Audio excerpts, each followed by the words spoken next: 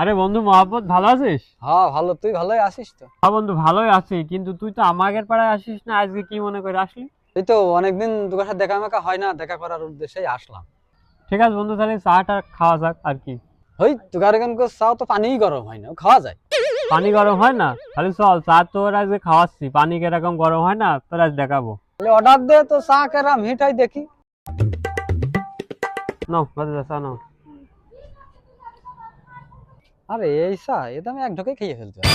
তুই যদি এক ঢোকে খাই ফেলতে পারিস তাহলে তোর 1,000 টাকা বাজি ধরলাম। ঠিক আছে তাহলে তো নে।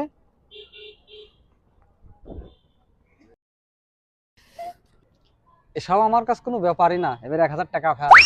এ শালা, কইলো ডাকিয়ে। তাহলে তোরা চা শেষ কর, আমি একটু আসছি।